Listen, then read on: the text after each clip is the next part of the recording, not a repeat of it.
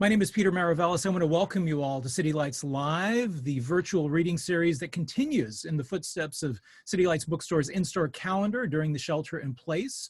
Though we are unable to hold events at the store, we continue to celebrate the works of authors we know and love with online readings, discussions, and forums throughout the month of August and into the fall.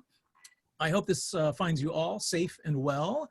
We're happy to say that City Lights has finally reopened its doors to the public. Following, of course, San Francisco Health Department guidelines, we aim to make our reopening as safe as possible for everyone. Please do come and visit us. You'll be once again able to browse our stacks. Our business hours will be 7 days a week from 12 noon until 8 p.m. We're very, very excited about our reopening. We've worked very hard to transform the store and make it more conducive to visiting in the age of COVID. Our entrance is now on the Broadway side of the building, 271 Columbus. The original entrance is now an exit only. So we do encourage everyone, please do wear a mask while visiting. I would like to begin our event by acknowledging that we occupy in San Francisco a space that was once part of the greater Muwekma Ohlone Nation. And I feel it's always important to remember our past and to pay respect and tribute to those that came before us. As many of you know, City Lights is a publishing house as well as a bookstore. We continue to publish books in the grand tradition of Lawrence Ferlinghetti's Pocket Poet series. Each year we publish poetry, literature and translation, literary fiction, as well as books on current events. This year we published books by Julian Bond, Sam Cox on the Green New Deal, a young adult book on the life of civil rights activist Bayard Rustin, and much, much more. So to learn more about the books we publish, check them out on our website at www.citylights.com. And I can ask you all to subscribe to our newsletter. You get updates on really wonderful events like this one, and also about the books that we carry and the books that we publish. So tonight's event is titled The Bomb, Understanding Its History and the Hope for a Nuclear-Free Future. It is being presented by City Lights in conjunction with San Francisco Bay Physicians for Social Responsibility. Joining us for the program will be Fred Kaplan, James L Nolan, Dr. Tova Fuller, and Dr. Robert Gould. We commemorate today the dropping of the atomic bomb on the city of Nagasaki, which took place at 11:02 a.m. on August the 9th, 1945. This moment was to signal a major shift in the course of world events and radically alter the lives of every inhabitant on the planet. Up to 40,000 people were immediately killed in the blast that leveled the city of Nagasaki. 60,000 were injured, with thousands more to die of radiation sickness in the weeks and months to come. The previous bombing of the city of Hiroshima was to yield an even greater number of casualties. I recall while growing up the reasoning we were offered in school for the bombings that they were needed to avoid US soldier casualties during World War II and to help end the war swiftly. The realities behind the bombing were anything but so simplistic. They are complex and both ethically and legally compromised from the beginning, starting with the Manhattan Project, the secret drive to develop nuclear weaponry in the United States, all the way through to contemporary times with our current feverish and renewed interest in the rebuilding of world arsenals. There are layers of history which tie into nuclear weapons development, usage, and policy. Much of this history is lesser known in the public eye. In recent years, we've seen come to light the collusion between scientists, generals, politicians, industrialists, doctors, the media, and others towards justifying policies that were not only ethically troubled, but many times impractical from the point of view of world security and public safety. So what we hope to accomplish with our program today is stand as witness to the moments that really radically altered the world and consider where we stand in relation to a nuclear legacy that really kind of looms over us to this very day. The dropping of the bombs is especially meaningful to us here at City Lights, as our founder, the poet Lawrence Ferlinghetti, was one of the first American soldiers to actually walk on Nagasaki after the bomb had been dropped. One of the lesser known facts about his life is that he served as a naval commander during World War II, both in Normandy during the Allied invasion of France and in the Pacific Theater as navigator of a troop carrier headed towards Tokyo. Several weeks after the bombing of Hiroshima and Nagasaki, Ferlinghetti was to join numerous military officers as they toured the ruins of Nagasaki. And this event was to have a long-lasting effect on his life. informing his politics, his worldview, and really building the basis for the creation of City Lights Bookstore and its publishing arm. So you may have seen our famous "Books Not Bombs" sign and postcard. Now you can better understand its origins. The bombing of Nagasaki was a pivotal moment in Lawrence Ferlinghetti's life, so today has a very significant and very solemn meaning to us. So we'd like to begin by welcoming our co-hosts from San Francisco Bay Physicians for Social Responsibility. We have Dr. Tova Fuller and Dr. Robert Gould. To make an opening statement, I'd like to welcome Dr. Robert Gould. He is Associate Adjunct Professor in the Department of Obstetrics, Gynecology, and Reproductive Sciences at the University of California, San Francisco School of Medicine, where he is a collaborator with the Program on Reproductive Health and the Environment. He has been president of the San Francisco Bay PSR since 1989 and has been on the board of the National Physicians for Social Responsibility since 1993, serving as president in 2003 and 14.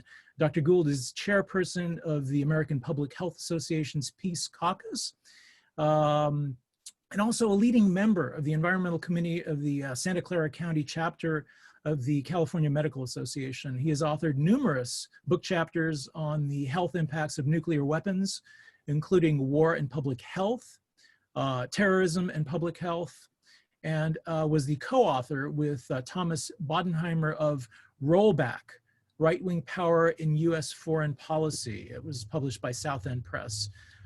He's going to be joined by Dr. Tova Fuller. Dr. Fuller is an assistant clinical professor in the Department of Psychiatry at the University of California in San Francisco.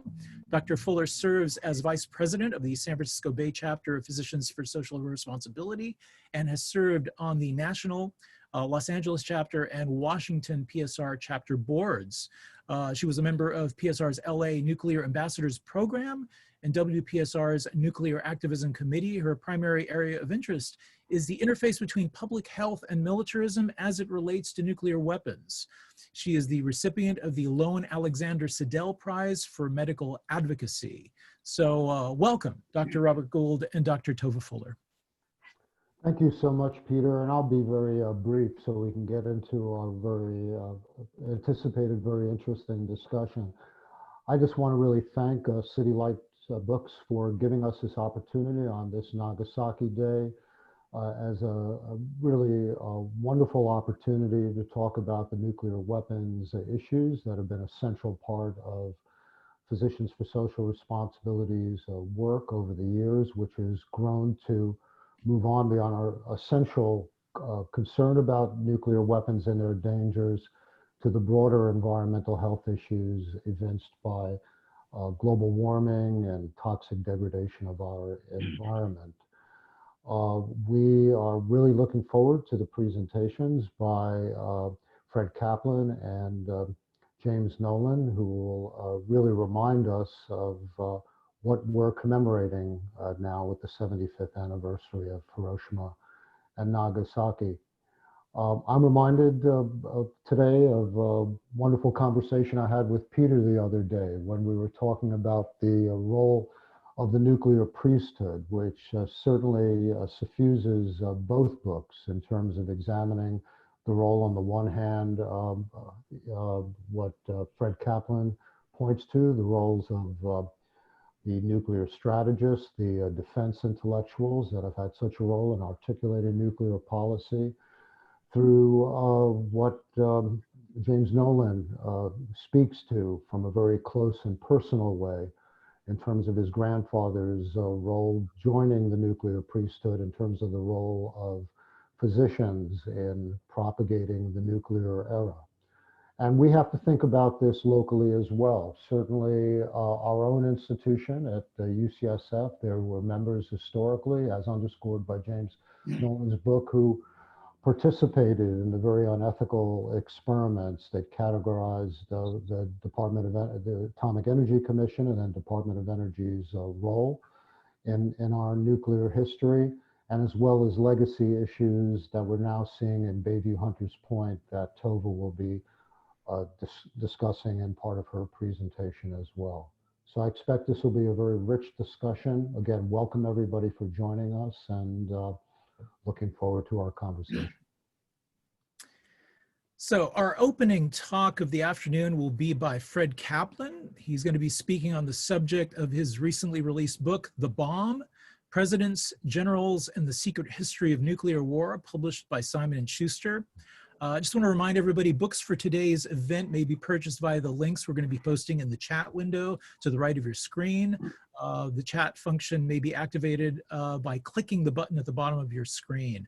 So Mr. Kaplan is the national security columnist for Slate and the author of 5 previous books: Dark Territory, The Secret History of Cyber War, The Insurgents, David Petraeus and the Plot to Change the American Way of War, a Pulitzer Prize finalist, I might add, New York Times bestseller, 1959, also the book Daydream Believers, and The Wizards of Armageddon. Welcome, Fred Kaplan.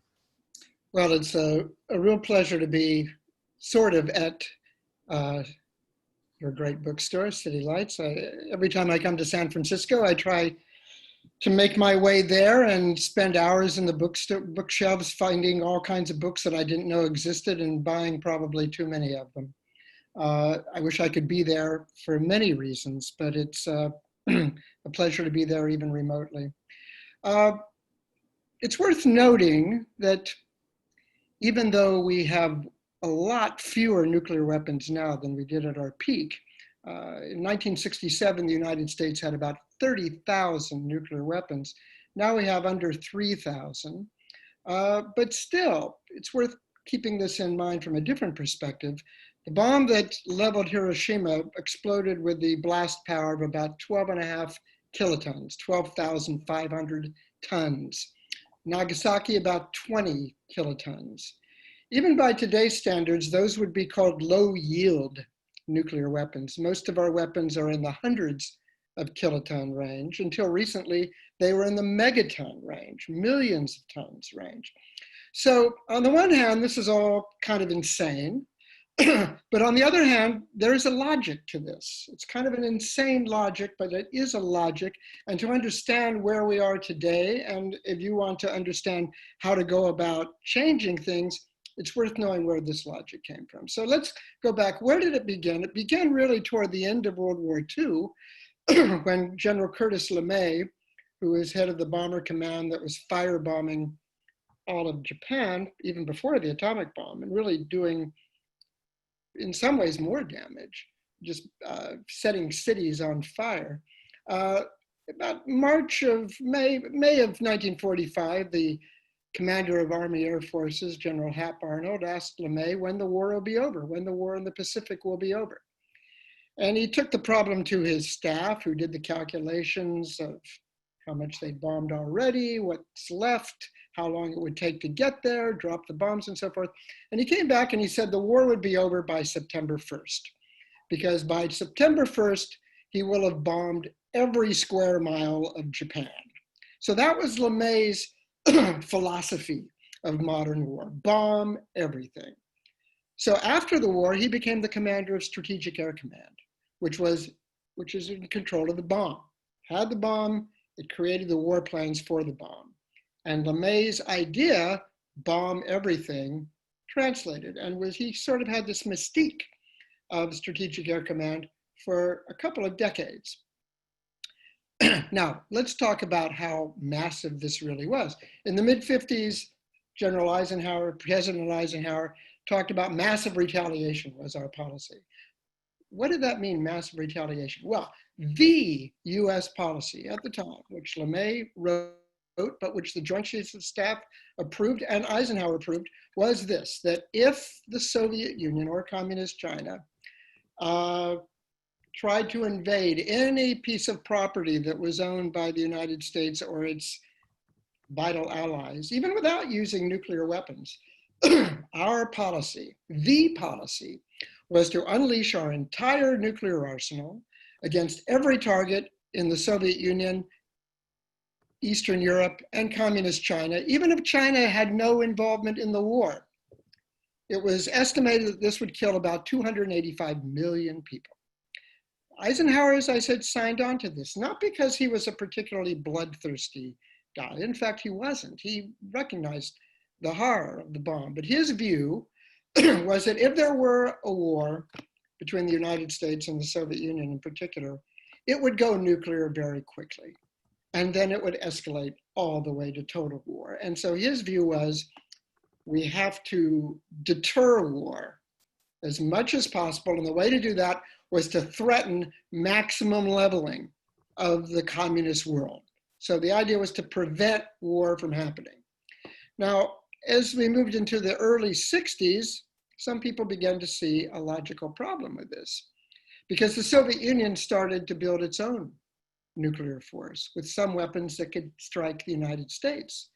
And so if they invaded, say, West Berlin or Germany, and we responded by nuking them, they might respond by nuking us. And therefore, our big threat, our policy of nuking them at the slightest provocation, no longer had credibility. Aside from any moral considerations, it had no credibility, because they might not believe that we would nuke them knowing that they could nuke us in response.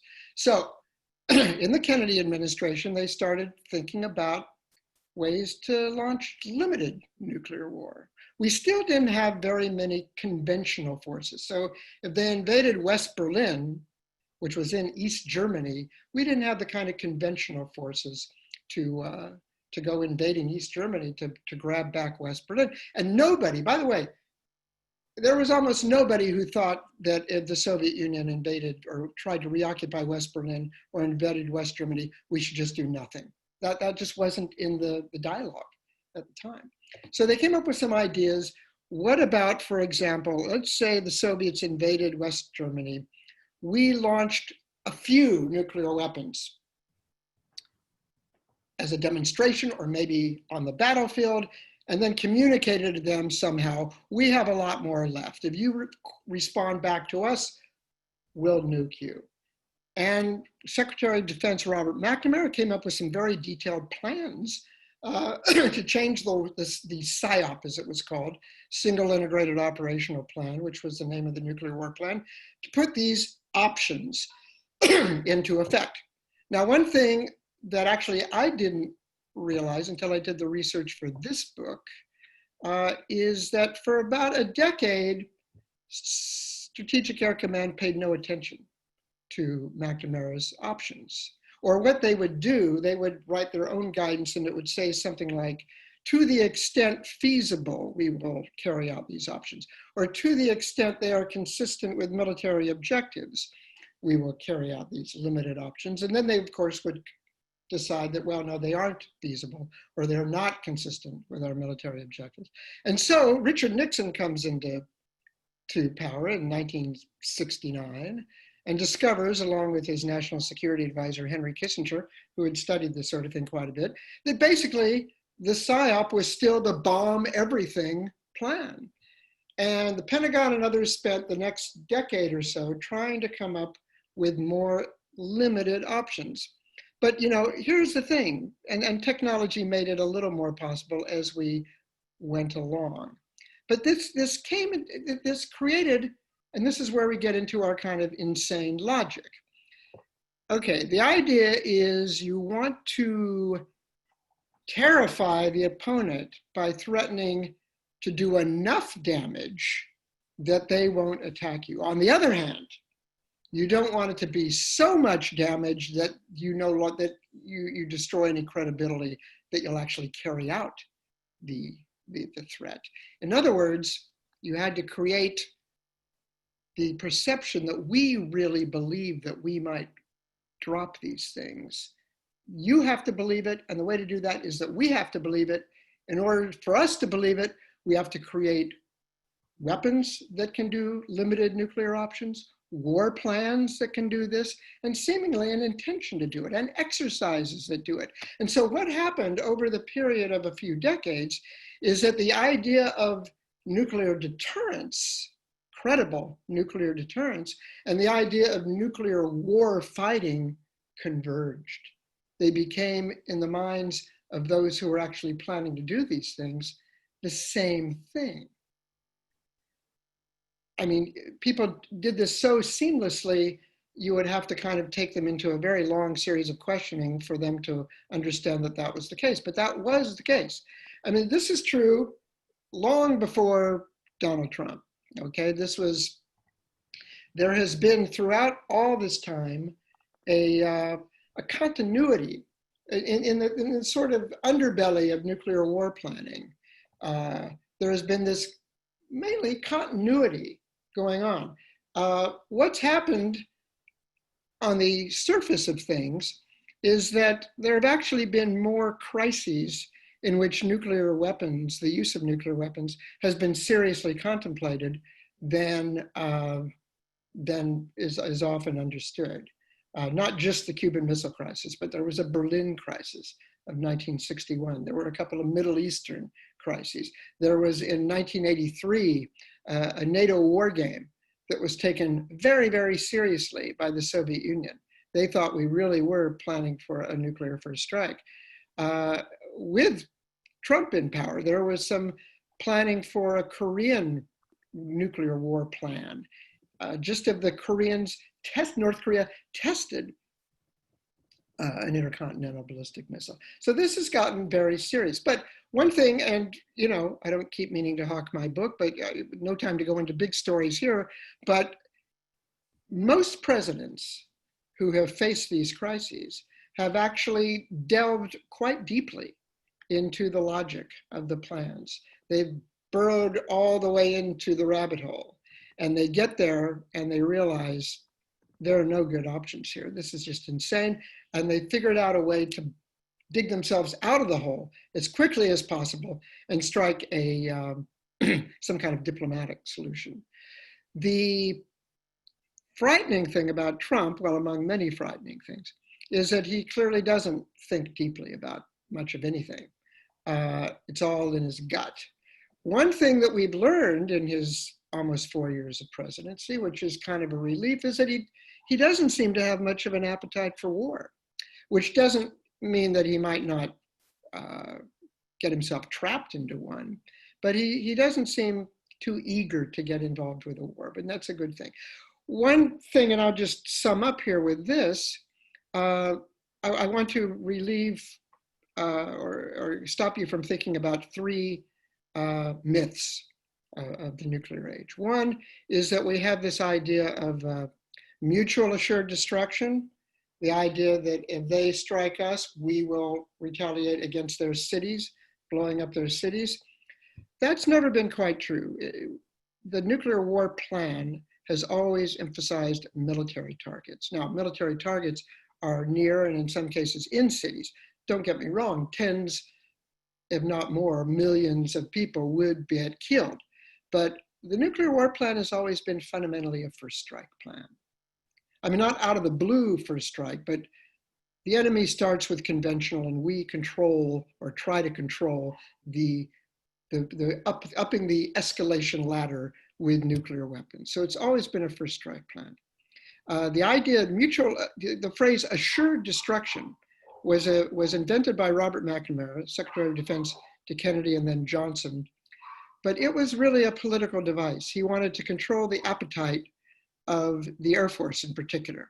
And so he said, we will stop building nuclear weapons at the point at which they can destroy the largest 100 cities in the Soviet Union.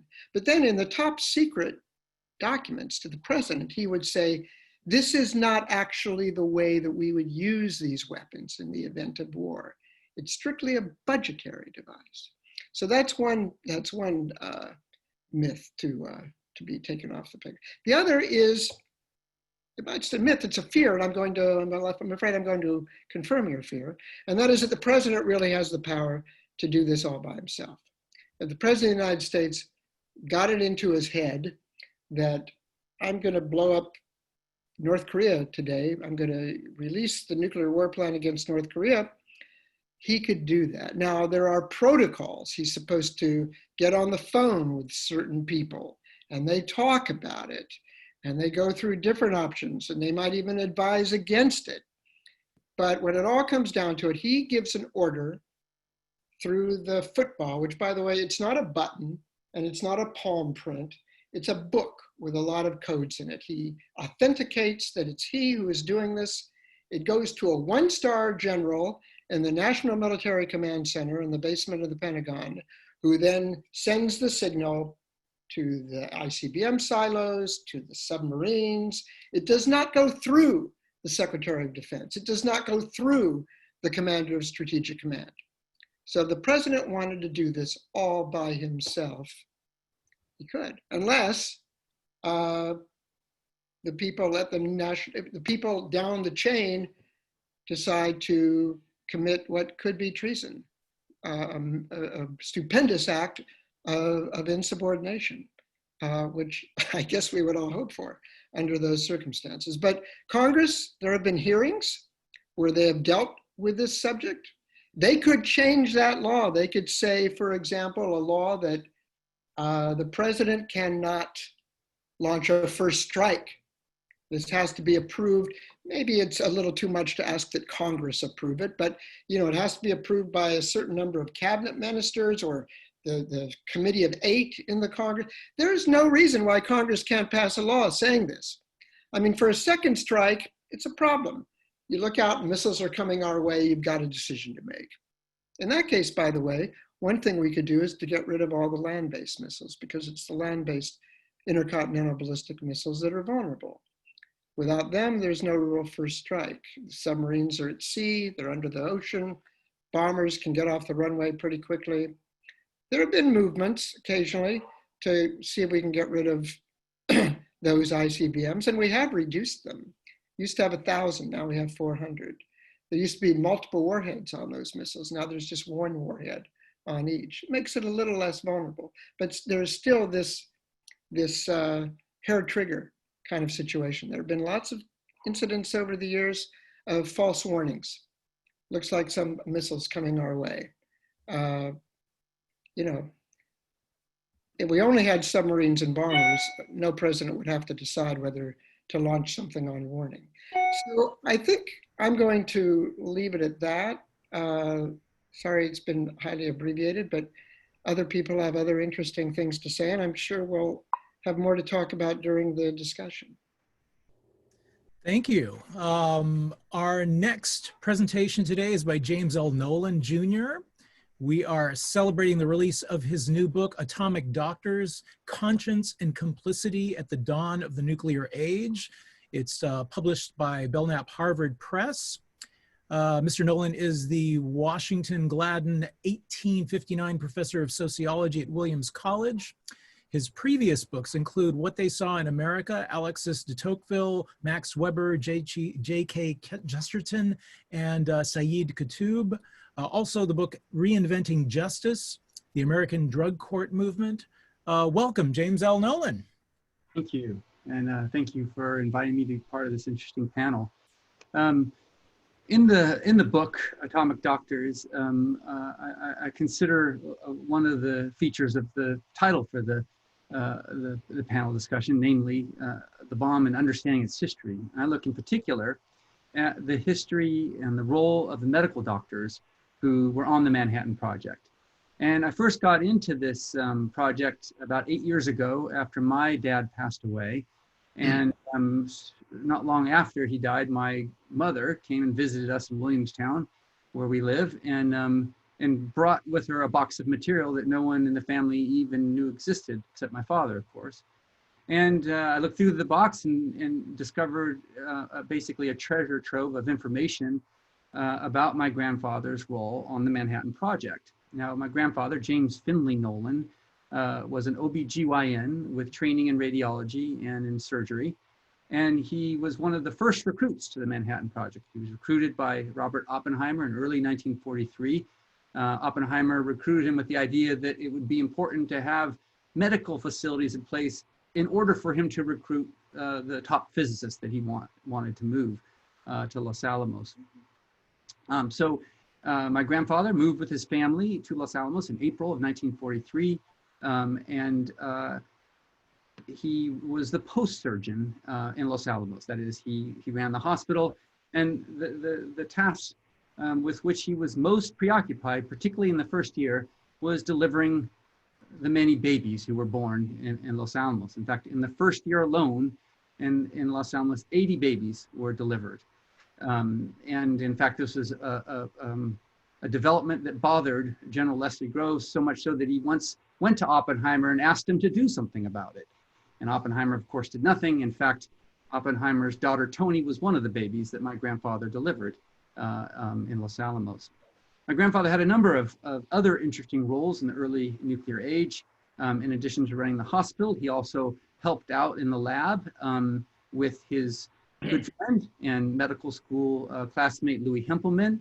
And he, in the lab, he and Hempelman were both concerned about issues related to radiation safety. When he was part of the health group, he moved over from the hospital and became part of the health group in early 1945. And he was put in charge of setting up the safety and evacuation procedures for the Trinity test, the first bomb to be detonated in human history. And he did that. He set up the safety and evacuation procedures for the Trinity test. However, he left New Mexico 2 days before the Trinity test, July 14th, 1945, as he had been tasked to escort the little boy bomb, or even more specifically, the core explosive material, the uranium-235, from Los Alamos to Tinian Island. And so the journey took him into your neighborhood. That is, he and Robert Furman, who was the other escort of the little boy bomb, flew from Albuquerque to Hamilton Army Air Force Base, and then traveled through the city of San Francisco in a convoy, taking the bomb to Hunters Point Navy Shipyard, where the bomb was loaded onto the USS Indianapolis and taken to Tinian Island. Once arriving at Tinian Island, my grandfather carried on as a military doctor and radiation safety officer. Among other tasks, he observed the final assemblies of the bombs, and he conducted a medical examination of the crew of the Enola Gay after they returned from Hiroshima. Almost exactly a month after the dropping of the bombs, he went into Japan as part of the Joint Commission to study the biological effects of the bombs and to measure levels of radiation, residual radiation in Japan. After the war, he was also involved in the ongoing testing of the bombs in the Marshall Islands in both Bikini and Eniwetok atolls as a radiation safety monitor and consultant. And so my book kind of follows his journey. My grandfather, in a sense, is a guide through the early nuclear age, and it pays in particular, pays particular attention to the doctors who are on the Manhattan Project. So my grandfather, and then also Stafford Warren, who was the head physician, and Louis Hempelman, who was the head doctor in the lab and a close friend of Robert Oppenheimer's. And what I find in following this journey is a pattern of what I call caution, co-optation, and complicity. That is, the doctors would offer warnings about the effects of nuclear radiation. They were very concerned about it. They knew more than most about the mysterious and potent effects of radiation, so they did offer warnings. But these warnings were often ignored or downplayed by the scientists and the military. The doctors' expertise, in some instances, were actually co-opted, and there were also times when the doctors became complicit in helping the military to hide the negative effects of radiation, often motivated by a fear of litigation. So let me give you a couple examples to illustrate this, beginning with the Trinity test. Leading up to the Trinity test, which was scheduled for mid-July 1945, the doctors, along with two sympathetic scientists, John McGee and John Hirschfelder, became very concerned about potential radiological fallout from the upcoming test. So they put together a report, and my grandfather traveled to Oak Ridge, Tennessee to meet with Leslie Groves and deliver to him the safety and evacuation plans they put together, and to warn him about the consequences of potential radioactive fallout. Groves made my grandfather sit outside his office while he read the report and discussed it with his top aides. And when he was finished, he called Nolan in and famously said to him, "What are you, some kind of Hearst propagandist?" And Nolan understood at the time this to mean that Groves was primarily concerned with security and secrecy. He was worried that if he were to implement these plans, the secret project would become known in the surrounding communities. And as Nolan perceived it, radiation hazards at the time were entirely secondary. And as we now know, the doctor's concerns were entirely justified. Another example, Stafford Warren offered warnings about radiation hazards in anticipation of both the bombs dropped in Japan as well as the test bombs that were detonated in Bikini and in the summer of 1946. And let me give an anecdote to illustrate the tensions that existed between the doctors and the military as it concerns Operation Crossroads, which was the dropping of bombs, the testing of bombs in the summer of 1946 in Bikini. So after the first test, the Able test, my grandfather was sent in a small boat with his Geiger counter to go up to one of the Navy vessels that they were testing. And he rode up with his Geiger counter, and immediately the needle on the Geiger counter went off the charts. And so he reports this to Admiral Blandy, who was in charge of the Operation Crossroads. And he says, it's off the charts. Admiral Blandy turns to the Secretary of the Navy, James Forrestal, and says, oh, Nolan's instrument is so sensitive, it would make it would record and go off the charts with my luminous watch. So he dismisses the findings. And then they put on the skate this large sign that said, dangerous, radioactivity. But then within 3 days after the Able test, the entire crew of the skate submarine stood on the deck and saluted Blandy as he went by in the USS Mount McKinley. So you see there was this kind of tension between the doctors and the military that took place with Operation Crossroads, and all of the doctors contended with this, including Stafford Warren. In fact, Stafford Warren got increasingly worried about what happened after the Baker test, which was the second bomb that was dropped on Bikini. It was an underwater test, and he offered warnings. And finally, on the USS Haven, which was the medical ship in Bikini, they were taking fish from the lagoon, and they were so irradiated that when they placed the fish on X-ray film, an imprint would be left. And so Stafford Warren took an example of this and showed it to Blandy, and Blandy finally said enough and ended Operation Crossroads. There was meant to be a third test, a deep water explosion. They didn't do the Charlie test. And many of the ships, a number of the ships were actually towed back across the Pacific and taken to Hunters Point for efforts to decontaminate them. And as some of the panelists know, these efforts continue to have consequences even today. So one of the important lessons that I think one learns from studying this period and in this way is that there was a kind of force or strength that moved things forward, what Thomas Hughes calls technological momentum, or what French sociologist Jacques Ellul refers to as technique, or even technological determinism. So in the spring of 1945, Robert Furman, who escorted the bomb with my grandfather, was part of an espionage effort in Europe prior to this called the Alsos Project. Alsos is Greek for grove. And it was an espionage project to determine whether or not, or determine how far along the Germans were in building a bomb. Because one of the important reason that many of the physicists participated in the Manhattan Project was because of their fear that Hitler would get the bomb first. Well, during the Alsos Project, they discovered that in fact Germany was anywhere near having a bomb. And in a telling conversation, Sam Goudsmit, who was one of the physicists on the project, said to Robert Furman, "Isn't it wonderful that the Germans have no atom bomb? Now we won't have to use ours." And Furman countered, "Of course you understand, Sam, if we have such a weapon, we are going to use it." And though surprised by Furman's response, at least initially, Goudsmit realized that he was, as he put it, utterly correct. And Robert Oppenheimer seems to agree on this point. That is, that once it was set in motion, it would necessarily be brought to completion. As he put it, the decision, that is the decision to use the bomb, was implicit in the project. And Fred Kaplan's article in Slate seems to make this point as well. Arguably, Truman never actually made a decision to use the bomb. Groves once said of Truman about his decision to use the bomb that he was like a little boy on a toboggan. That is, he was kind of just going along with the force of this project, this $2 billion project, and didn't really exercise a decision.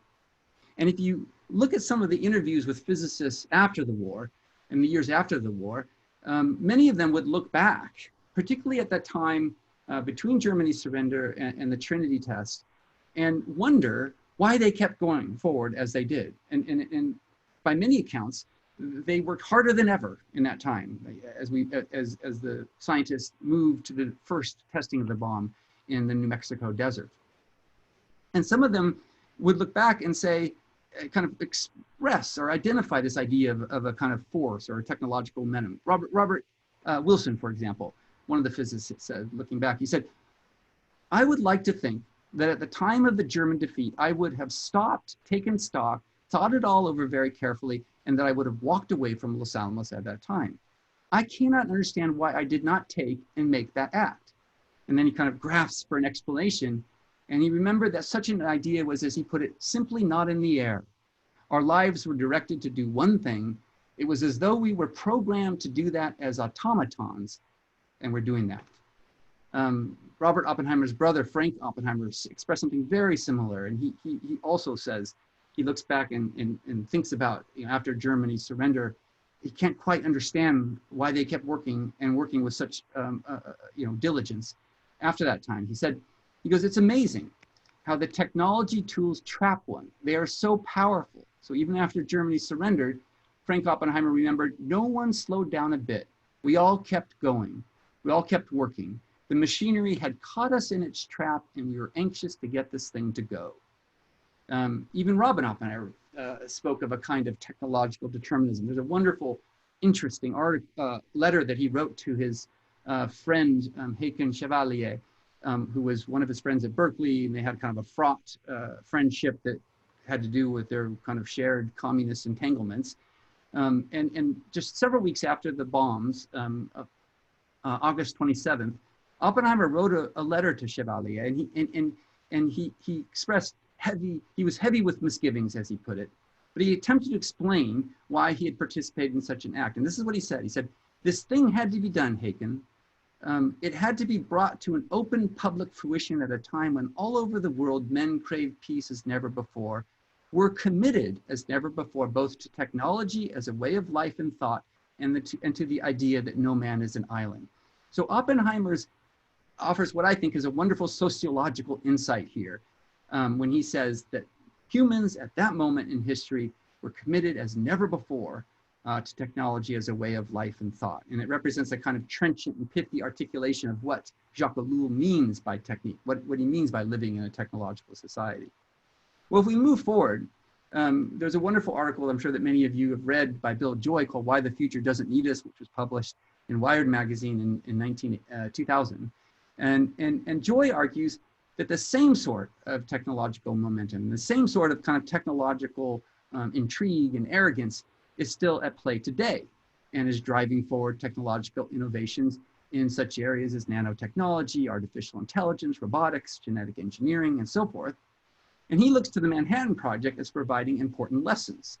And among the lessons is a recognition of the danger of not considering long-term consequences of technological discovery, and not realizing that technology, once invented, will often be applied and can take on a life of its own, a kind of self-augmentation, as Ellul puts it, operating outside of human control. And Joy says we need to learn from the Manhattan Project, and that we need to act with greater discernment, humility, and wisdom, and we have to have the will and the strength to simply say no. I end the book with a chapter called 1983. And in 1983, my grandfather attended the 40th reunion of the start of the Manhattan Project. So all the physicists gathered back. They went to Los Alamos, and the event was covered by Bill Moyers. And almost to a person, the physicists who were interviewed expressed regret about what they had done, what they'd been a part of. Isidore Rabi, for example, expressed sorrow that Los Alamos still existed. He says, "It's an abomination. We should have put that thing to rest 30 years ago at least."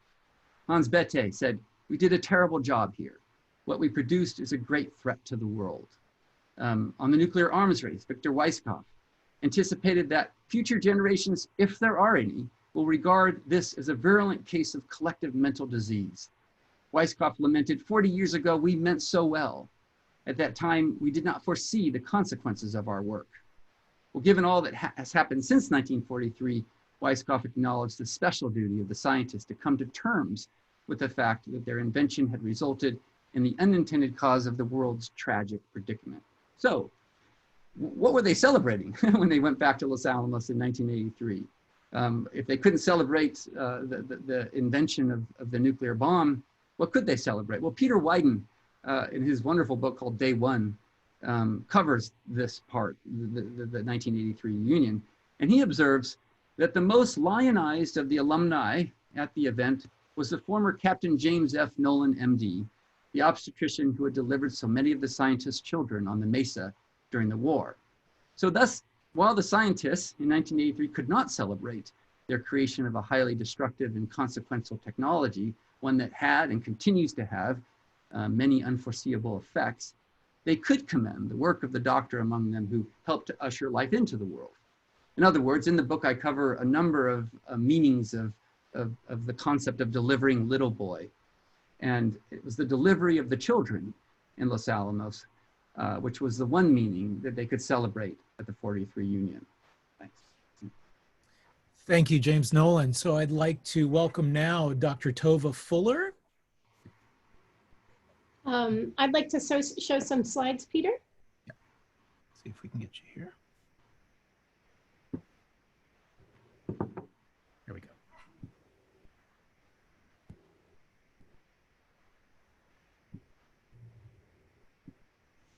Great, thank you.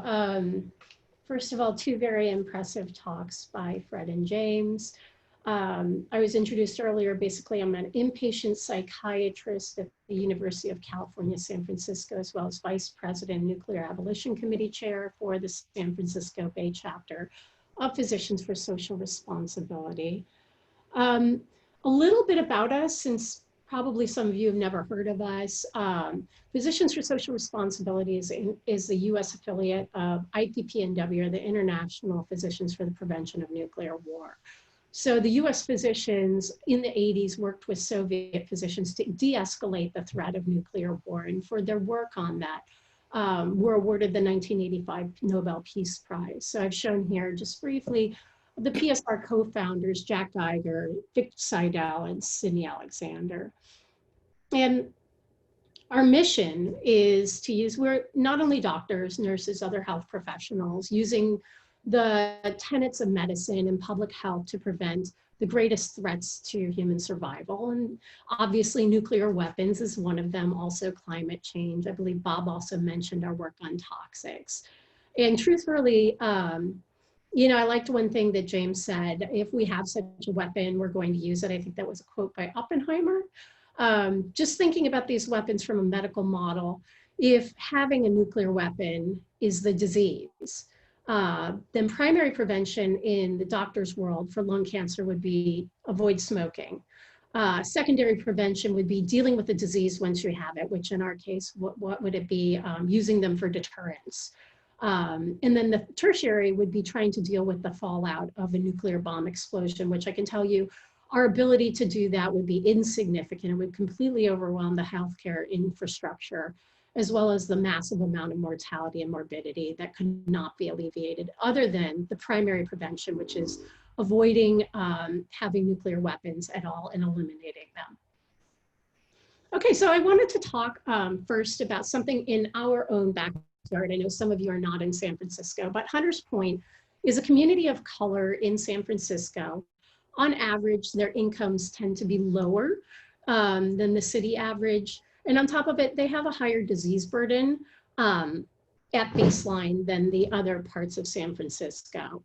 So it was acquired in 1940, home to the Naval Radiological Defense Laboratory, basically.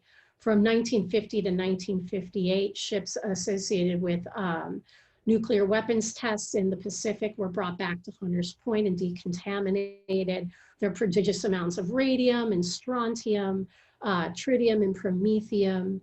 And one thing that I'd like to note, I'm going to show you right here. This is a deck marker that's used on the ships for lighting that was readily recovered from the site.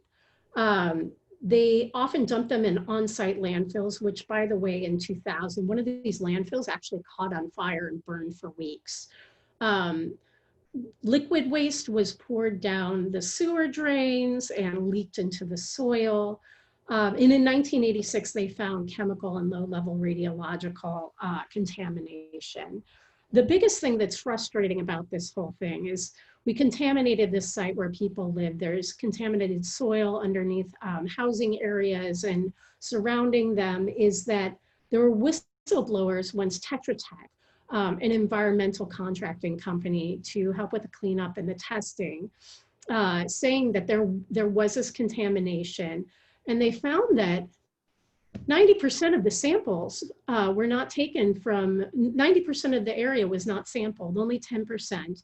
And they found that a great deal, if not all of it, was falsified, with 2 individuals, specifically supervisors at Hunters Point, ended up going to prison for their falsification of data. More than 200 false reports, just an amazing amount of fraud. And, you know, not to get into the health effects of nuclear weapons, that's a much broader topic, but the chronic effects too that we know are the greatest are cancers, including thyroid carcinomas and lymphomas, and other things like uterine myomas and liver disease. And in fact, this community has higher cases of cancer and asthma compared to comparison communities in the area. This is a shocking statistic that they found that individuals who live in that neighborhood are expected to die 14 years earlier than their counterparts in Russian Hill, another neighborhood in San Francisco. So this has an enormous amount of ecological and human toll. Not to get into these too much, but yes, of course, this is not the only similar site. You may recognize on the left, that's Hanford, built in 1943, so 3 years later, home to 9 former plutonium production reactors, and it was eventually shut down in the late 80s. But the cleanup has been absolutely immense, and the best estimates that they have are 50 years, if that's even possible. Again, kind of this common theme of poor care attended to what we're going to do with the radiological waste. They found excessive gamma radiation in 31 locations, and 2 of these deck markers, that's the photo that I showed you. They found that the markers had radium-226 and had broken, leaked, and contaminated the surrounding area. Okay. So I'd like to transition a little bit though. So we know from Hiroshima and Nagasaki, the effects, the medical effects of a nuclear weapon detonation. We know what the effects are at home from all the associated activities with producing and testing a nuclear weapon. But one big question for me as a healthcare provider is, where are we going to get this money? We need healthcare right now. We have the coronavirus pandemic. So I've included this quote by Eisenhower: "Every gun that is made, every rocket fired signifies in the final sense a theft from those who hunger and are not fed, those who are cold and not clothed." So if you're ignorant to everything else, the deterrent, or the argument that our resources that we need so desperately in other arenas are being shifted towards our military. This is just, the figures I'm going to show you are astounding. So over the next 30 years, we expect to pay $1 trillion for nuclear weapons. And you can see on the left, there's this little France and a little China and a slightly bigger Russia. And then it is our immense amount of money. $34 billion, which is probably very difficult to see on your screen, but it's in the yellow circle for you, the United States. That's actually not the right estimate. That number is meant to refer to the 2019 spending on nuclear weapons. Truthfully, that number was come to from ICAN, the International Campaign Against Nuclear War. And truthfully, it's really 67.6 billion. The reason for that is they used other countries in comparison and kind of left out a lot of different things. This is mainly the cost of bombs and launching systems only. So on this and the next slide, I just want you to keep in mind the actual number is twice as much. So 350 billion over the next 10 years is expected to go to the National Security Administration, with slightly less, 250 billion for the maintenance of the triad of bombers, submarine launched missiles, and land-based missiles. And this is what I care about. All of my patients get tested for COVID before coming inpatient to my unit. And luckily, as a psychiatrist, I don't have to worry about providing ventilators. But apparently, ventilators are somewhat costly. And there are ventilators available, but the hospitals can't afford them. This is a recent article, I want to say, in the last 1 to 2 weeks. So what could our military budget go for in terms of the coronavirus pandemic? Again, this $35.1 billion is incorrect. It's a much larger number, but the figures below are actually correct. So what do we need? Okay, just looking at things like ICU beds and ventilators, we need about 300,000 additional ICU beds for patients with COVID. This number that's on this slide, I think, is a low ball, tens of thousands of ventilators. Well, it's not 10,000, it is tens of thousands. And a lot of times what they look at with that number is only invasive ventilators. That's the one you're thinking of, with a tube down the throat, but not including things like BiPAP and CPAP, which are much more readily used in the less sicker patients. So just looking at this lower number, 35.1, could pay for all those ICU beds. It could pay for 35,000 ventilators. And then on top of it, the salaries of 150,000 nurses and 75,000 US doctors. So this could make a huge dent in what we're dealing with right now. Perhaps some of you are not a proponent of Medicare for all, but the lack of coverage in patients that I see affects not only the patient, but also the hospital itself. Over 18 years, with Medicare for all being touted in the primary debates, it's so expensive, so very expensive. It's all we heard. Over the last 18 years, the US spent $4.9 trillion on the wars in Syria, Afghanistan, Yemen, and Syria. And so certainly we've had some kind of money to pay for income or for healthcare. And this slide kind of shows that this is for the military budget, not just nuclear weapons, but $730.2 billion were spent last year on our military. That's over 200 million adults and over 300 million children that could be provided with low-income health care for a year. So we could make improvements. And then a Green New Deal. So after the coronavirus pandemic, whenever that's going to be, that's up for argument. Many politicians and political writers have thought like Green New Deal is going to be a great way to restart our economy. This isn't a talk on climate change. I'm really not going to get into that.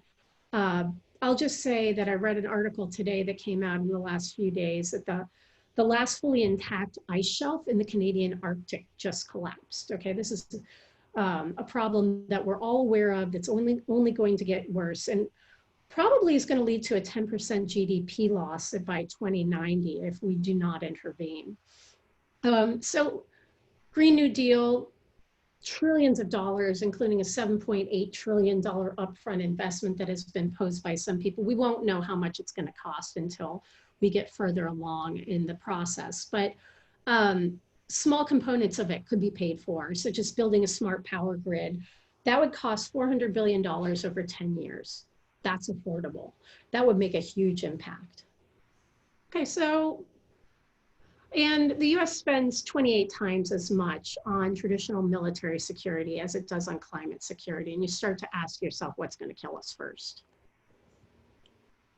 Okay, Back from the Brink. So I'm very excited to talk about Back from the Brink.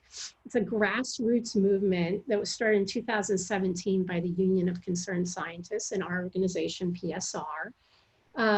They have a facilitating group that involves other organizations like the United Church of Christ and Soka Gakkai International. And there's so many other smaller organizations in different cities that have been working at a municipal level. So there's kind of like 3 targets, municipal, state, and national resolutions being passed. I don't think I have an exhaustive list up here. In fact, I know I don't for the municipal resolutions, but there's 4 state resolutions that have been passed in our state, California, Maine, New Jersey, and Oregon. And then in terms of cities, Santa Barbara, Santa Monica, and Berkeley, on the 28th recently, were able to pass resolutions. So what is Back from the Brink? It's a 5-point policy platform, basically speaking, to get the US to lead an effort towards nuclear abolition and prevention of nuclear war. So the first one is renouncing the option of first use. And I think I heard one of you, James, maybe mention this. I just wanted to show this. So in terms of no first use, things have gotten slightly worse under the Trump administration.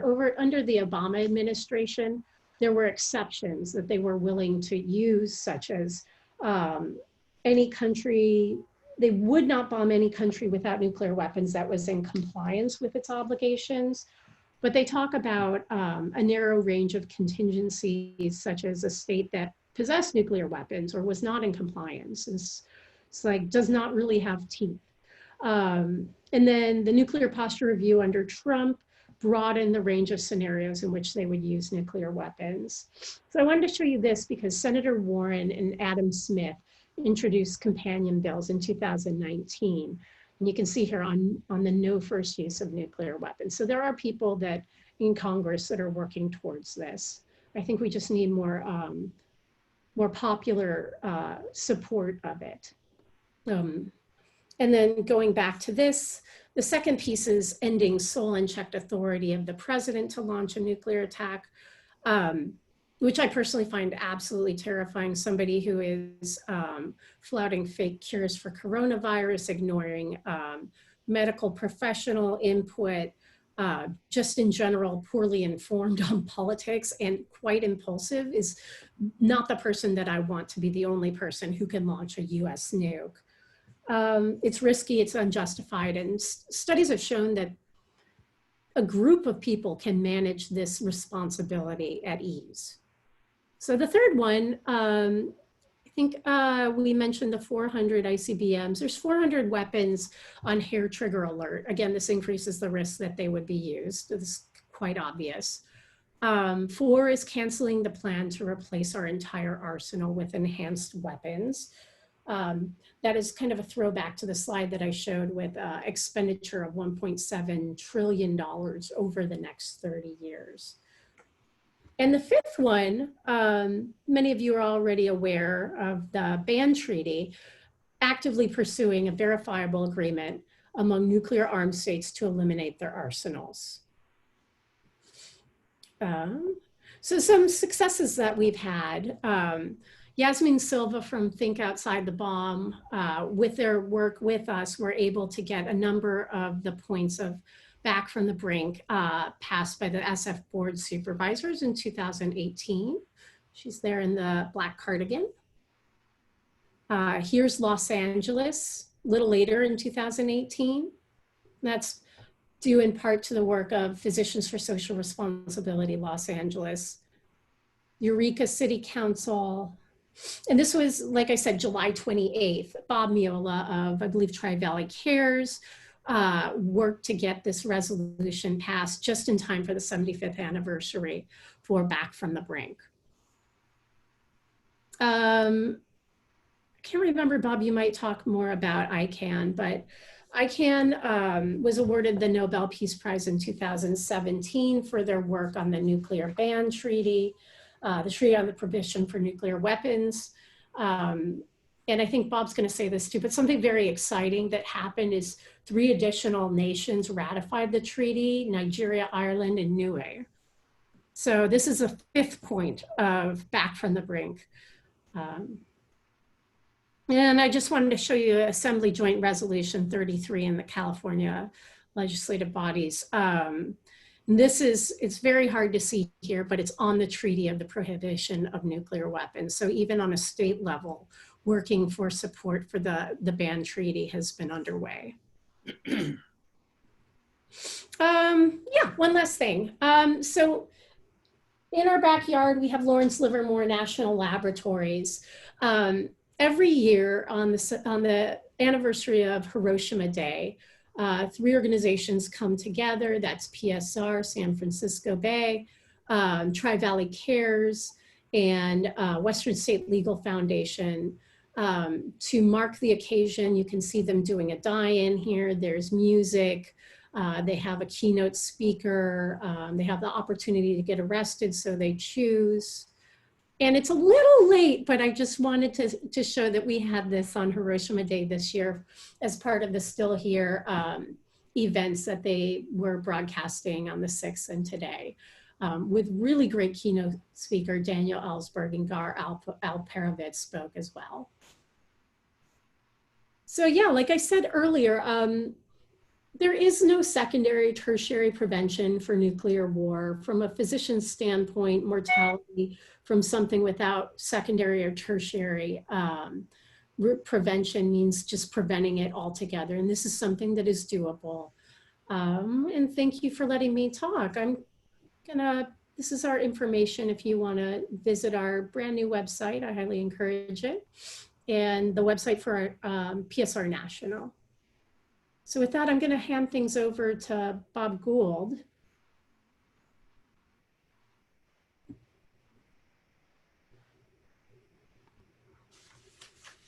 Great.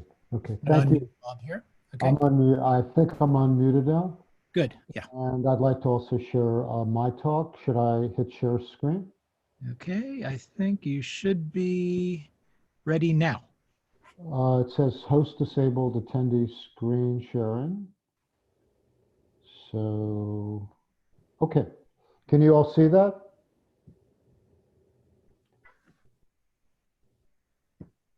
Can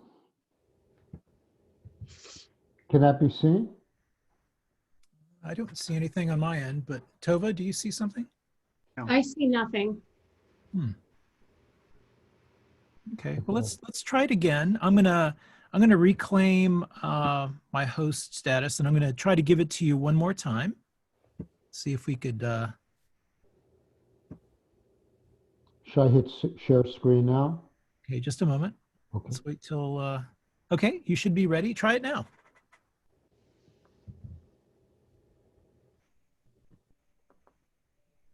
There we go. That's Got okay. it. All right, let me just get it into the right mode. That okay? You got a full screen? Yeah, we're good. Well, again, I really want to thank all of the panelists today, and I'm going to also talk a little bit about PSR's work, and Tova and I have hopefully worked out not too much overlap within our talk. So I'm going to be talking a little more about the history of PSR in this avenue, and particularly focusing on our engagement of health professionals within the nuclear abolition movement. And then we'll wind it up illustrating in more detail a number of the challenges that we face, particularly with this administration. And again, we are commemorating the 75th. My thing is not advancing. Let's see if that works. Okay, I'll use that instead.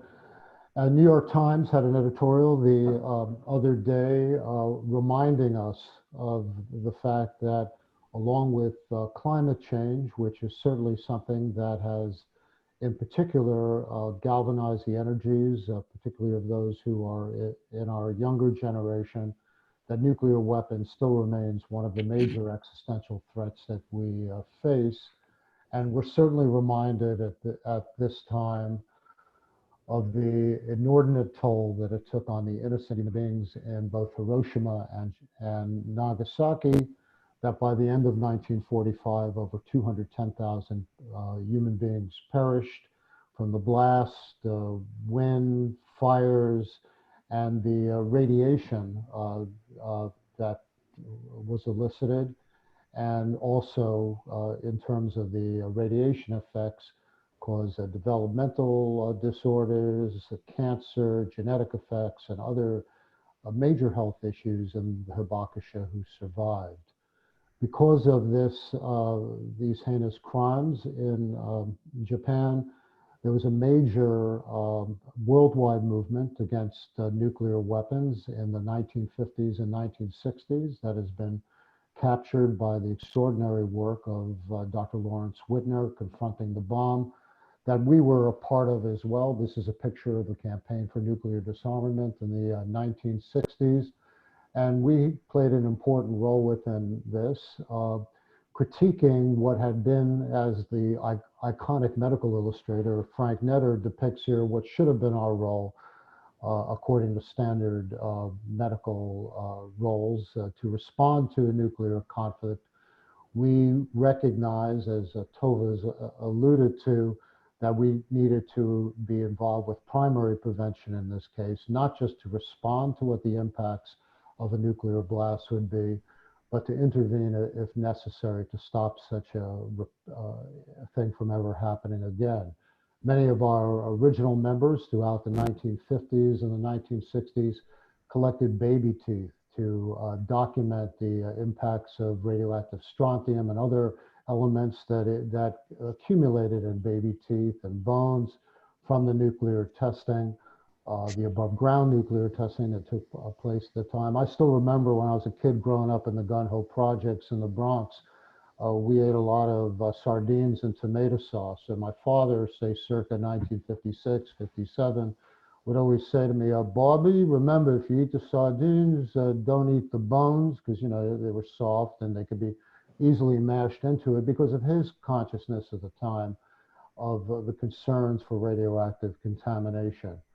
Both Tova and I were so fortunate to know Vic Seidel, one of the founding members of PSR, who was my mentor at Albert Einstein Medical School, who was one of the founders of Physicians for Social Responsibility, a president of the American Public Health Association, and like other founders such as Jack Geiger and Herb Abrams and Bernard Lown, were the authors of a series of very important articles in 1962 New England Journal of Medicine.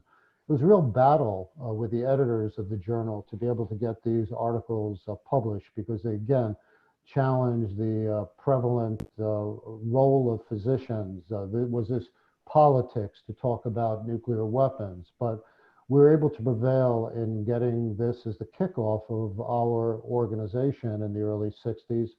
And by going through the sources that were then beginning to become available, we recognized the absolute impossibility for there to be a real medical response to a thermonuclear war between the United States and the then Soviet Union, documenting the impacts that vast majority of nurses and doctors would be killed and hospitals destroyed from examining the Hiroshima experience with, again, just one nuclear weapon, far lower in its yield than what are in our arsenals these days. Physicians for Social Responsibility continued through the years up until now to document what these health impacts would be. And this is one of the classic illustrations we have of the death and morbidity and mortality and impacts at various levels from ground zero, and as well along the bottom part of this, what the impacts of radiation would be as well for both acute and chronic impacts. It was very interesting to me in terms of just finishing James Nolan's excellent work in terms of how the radiation part of this was covered up from the beginning in terms of Trinity through Hiroshima and very much downplayed, and even in terms of the various and the various nuclear war planning documents, how radiation was discounted as well.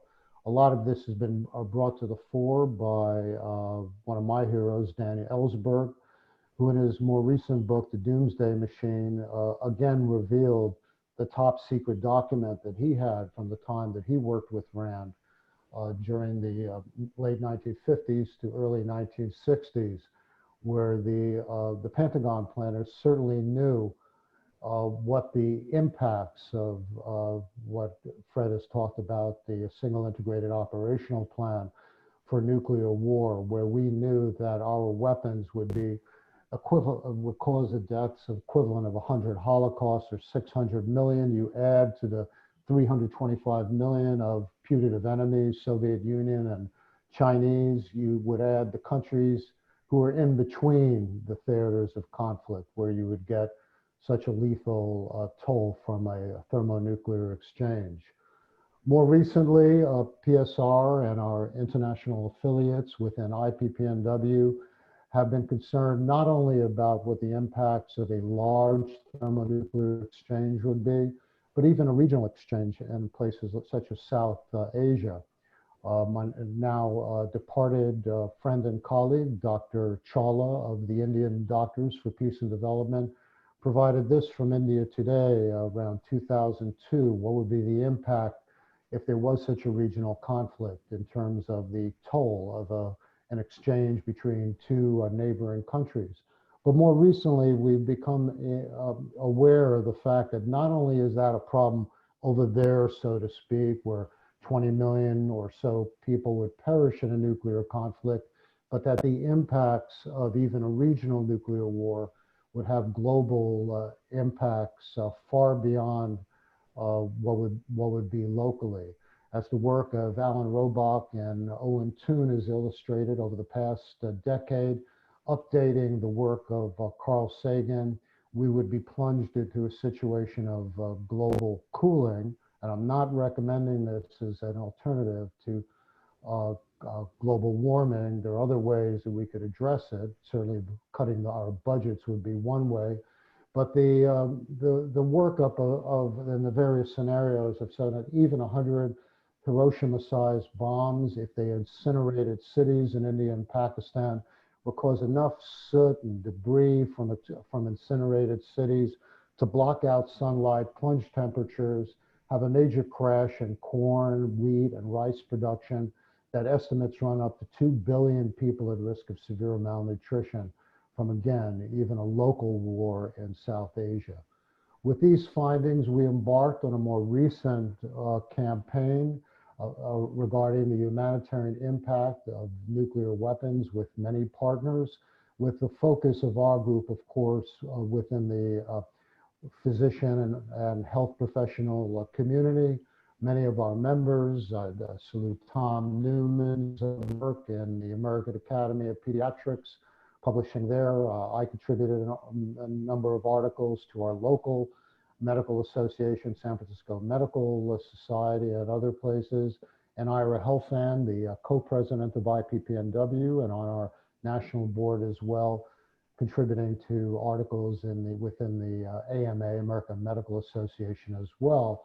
And as a result of this campaign, we were able to leverage support well beyond our choir in terms of mainstream medicine, with the American Medical Association supporting a ban on nuclear weapons, which many global health professional organizations joined as well, as illustrated here. All of these efforts certainly did a lot for being able to organize a very concerted global campaign under the rubric of the International Campaign to Abolish Nuclear Weapons that led to the vote in 2017 at the UN, which 122 nations supported for the ban on nuclear weapons. And as Tova has also mentioned a bit, this has led to a further campaign to get countries to both sign the agreement and as well to ratify it. And as of today, with news that's come out of ICANN, as Tova mentioned, we now have 43 countries signed on as states parties, and we need 50 for this treaty to go into effect. Of course, this does beg the question that while this treaty would go into effect, this particular mode of trying to ban nuclear weapons has been spurned by our country and the other 8 nuclear weapon states, illustrating a major challenge for us in terms of moving in this direction.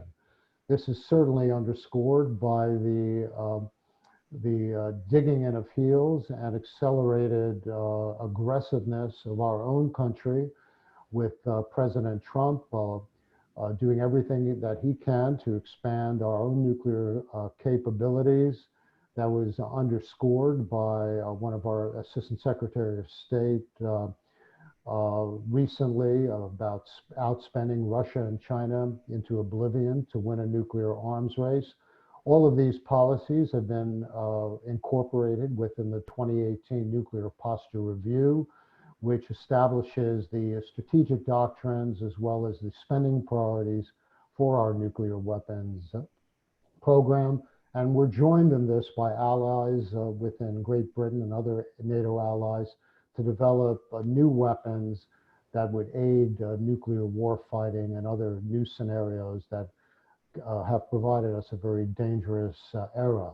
In line with this, there are also calls and the congressional moves to start up the explosive testing of nuclear weapons, which was abandoned without a comprehensive test ban treaty yet in 1992.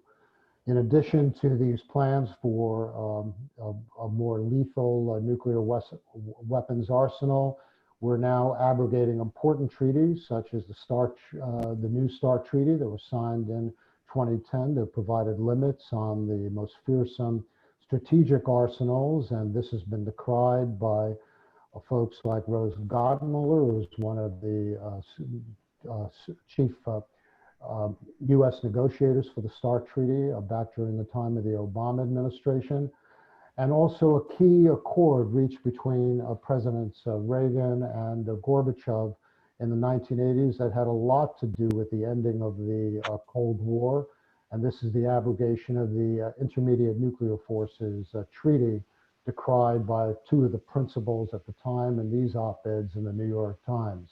A lot of the reasons that are now given for giving up on the INF Treaty is to counter China, and this is yet another unfortunate turn of events in terms of how our geopolitical competition with China is being used as a justification for a new Cold War.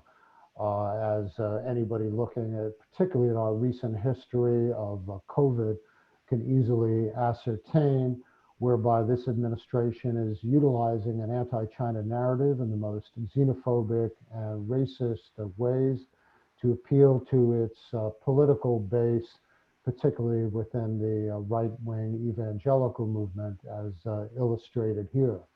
Beyond the pandering to the political base, this is also being used as a justification for expanding our military footprint in the Pacific in a way that's extremely dangerous, and unfortunately gotten bipartisan support beyond the usual suspects, such as Senator Jim Inhofe, a major climate denier, but in this case also enlisting the support of a usual progressive voice, Senator Jack Reed, and builds upon a military confrontational scenario that's been building over the last decade, this map being from the Washington Post back in 2011, which has caused noted observers such as Michael Clare to say, is this something that is very evocative of a new Tonkin Gulf incident, the incident that led to the war in Vietnam, to be going on now in terms of a potential conflict with China. Michael Clare also has spoken about other areas of confrontation, very much related to the central dynamic of oil at a time when we need to be reducing our reliance on fossil fuels. The central portion of our economy continues to be pumping oil so that we could then, the countries that sell us oil, we sell them arms, as this is very well depicted in a famous picture of President Trump with MBS of Saudi Arabia. And we now account for 34% of all global arms sales, which both fuel the conflicts that could also lead to nuclear escalation. Key to this has been a very aggressive policy against Iran, categorized by the scuttling of the US-Iran nuclear deal, as well as very provocative attacks on both the parts of the United States and Israel in attacks on the Iranian potential nuclear weapons program, which has most recently led Iran to say that it's going to expand its program, which itself has the usual impacts on destabilizing a region, particularly in the sense that just a few days ago it was announced that the United Arab Emirates has opened up a nuclear power plant, and continued concerns about the Saudi programs as well, which could lead to a major expansion of nuclear weapons proliferation within the Middle East and all the additional dangers thereof. So with all of this, I want to just quickly underscore what the Bulletin of the Atomic Scientists warn us every year about how close we are to doomsday. This year, the Bulletin, one of the premier organizations of nuclear experts, has warned us how close we are to planetary annihilation, not just because of the nuclear weapons issues, but of course, the related issues of not having the resources, and as well some of the things I've illustrated that put us on the precipice because of global warming as well. As Tova mentioned, we are on a major budget spree worldwide and within the United States on nuclear arms spending. And other dangerous issues are the potential expansion into space with some of our administration's policies, as well as new programs around the world, the United States, Russia, and China, in terms of developing hypersonic missiles that are capable of carrying both nuclear and conventional warheads that blur the distinction and would facilitate attacks that could decimate the global populations under a half hour around the world. Again, these costs are tremendous. They starve our budgets to deal with everything from COVID to climate change. And as Martin Luther King mentioned back in 1967 at his famous address, Beyond Vietnam, it illustrates that a nation that continues year after year to spend more on money on military defense than on programs of social uplift is approaching spiritual death. Something we really need to take to heart at a time when we really need to connect with this broad support, say, for defunding police programs because of what the real impacts have been in our communities, to think about defunding the very programs that have such control over the populations for corporate gain around the world, and that we really need to make a major impact on if we're going to survive as a species.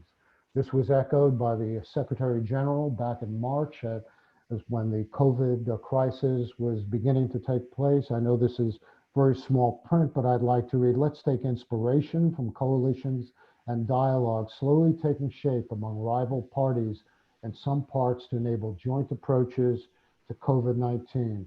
We need to end the sickness of war and fight the disease that is ravaging our world. It starts by stopping the fighting everywhere, now. That is what our human family needs, now more than ever.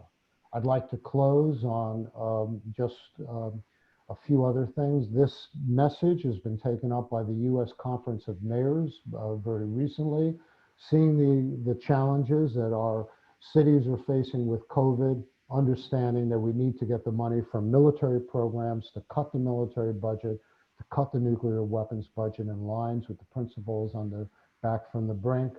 Unfortunately, the most recent attempt by Representative Barbara Boxer and Mark Pocan to cut the military budget by only 10% failed, with only 92 Democrats and 1 independent voting to cut this massive blight on our future. I'm reminded particularly by James Nolan's book about the particular heroism and active conscience of Sir Joseph Rothblatt, who with the Pugwash Institute won the Nobel Prize in 1995. In speaking to the national meeting of Physicians for Social Responsibility and the International Physicians for the Prevention of Nuclear War in 2002, where we had the great honor to have him speak, he really illustrated our challenge that we're speaking to on this 75th anniversary of the Nagasaki bombing. A colossal effort will be required, the courage and the will to embark on this great task, to restore sanity in our policies, humanity in our actions, and a sense of belonging to the human race. Thank you for your time today, and I'm looking forward to our discussion among ourselves. Thank you, Dr. Gould, and thank you, Dr. Tova Fuller, for the previous presentation. So I'd like to bring everyone into the panel discussion part of the afternoon for the final part. This is going to be followed by a Q&A, so please post your questions via the chat function, and we will pick them out for our participants. So maybe if we could start with Dr. Gould and Dr. Fuller, I mean, could we have you respond to the issues brought up by Fred Kaplan and James Nolan to get our talk started? Tova, you could start. Yeah, I think I kind of responded in a sense. I mean, they're wonderful talks. And in talking about, is deterrence actually a good plan to deal with the nuclear threat? And the primary, secondary, tertiary prevention piece. I think he said something like deterrence kind of merges into nuclear war. And that's kind of along the same model. And then in terms of James Nolan, I referred that one quote that you used, but I like this quote of like a collective mental disease that you mentioned, that there is a certain level, I'm a psychiatrist, certain level of delusion that exists that we are safe. So that's all I've got, Bob. Well, I'm similarly impressed by reading both books as well as the presentations. I mean, to start with Fred Kaplan's book, you really did build upon what you presented now a number of decades ago in Wizards of Armageddon. And to me, the complete insanity of this type of thinking and this type of mindset that becomes so insular and divorced in so many ways, and I think for me has been so reinforced by our present situation of we have a planet emergency now in terms of the climate crisis, that this old way of thinking that's so illustrated in your work is just so detrimental to our ability to survive. And particularly with this administration, it's accelerated that collaterally with this in terms of getting out of the Paris Accord on climate change, having a more confrontational approach towards China is so reminiscent what you've written about, James Carroll and House of War, Dan Ellsberg, as well of just create the creation and reinforcing of an enemy that's useful for the power of the military industrial complex to continue to steal our budgets when we need these resources for the real planetary transformations we make. And I see a real connection with James Nolan's work in terms of the mindset, in many ways reminiscent of what James in his book referred to as optimistic technological determinants of these things. Always the connection between the defense intellectuals and those within the our own medical field who reinforce these obsolete and very detrimental ways of thinking.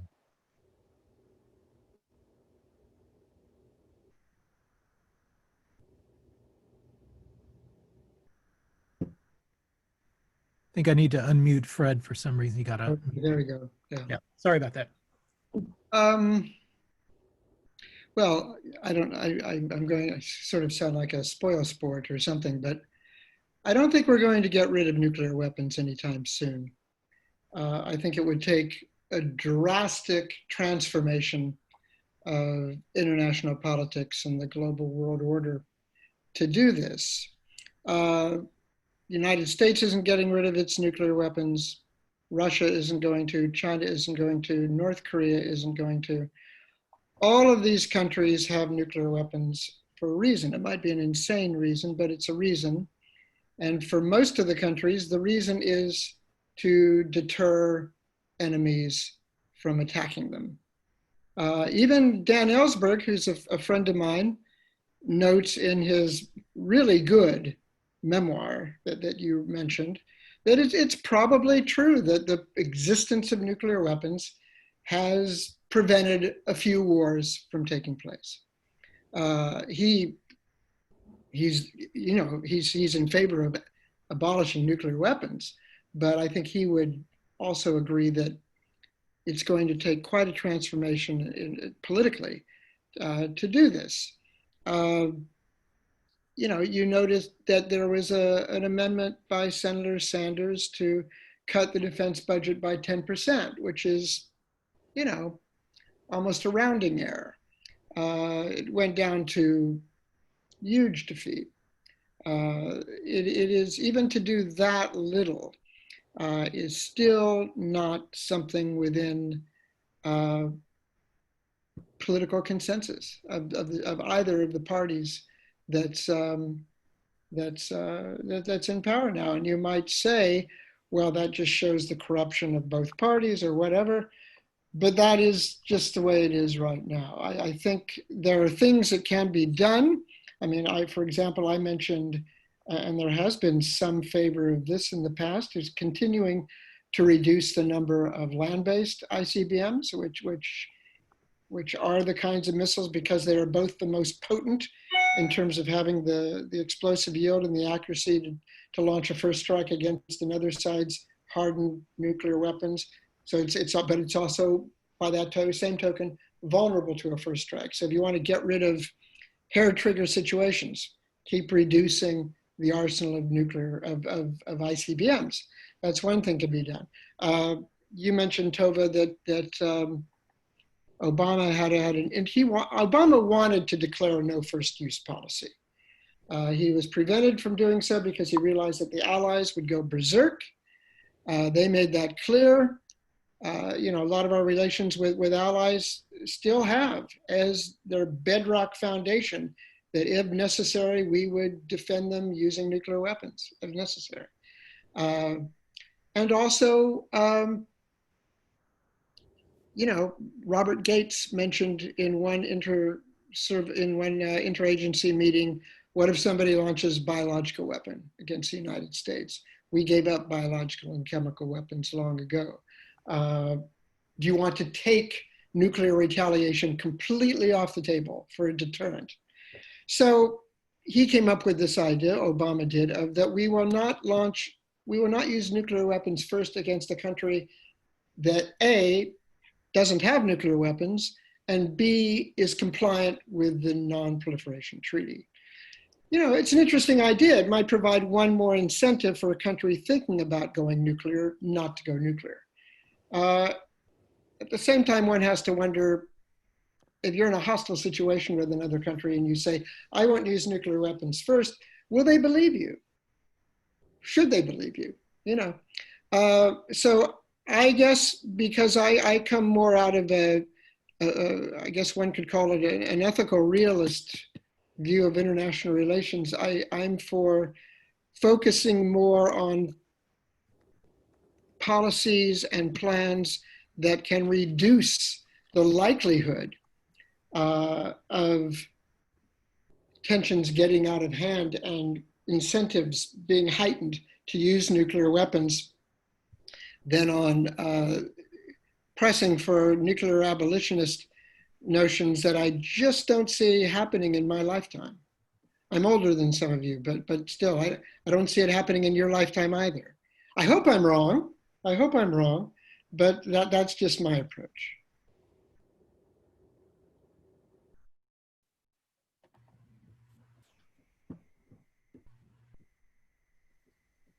Sorry to put a damper on the event. Well, this is Bob. I was just waiting for other people to talk. We certainly recognize that there's a need to proceed incrementally on reducing dangers. And as you could see from the 5 points and Back from the Brink, many of those points that are championed by organizations such as Global Zero intersect taking weapons off alert, taking away sole presidential authority.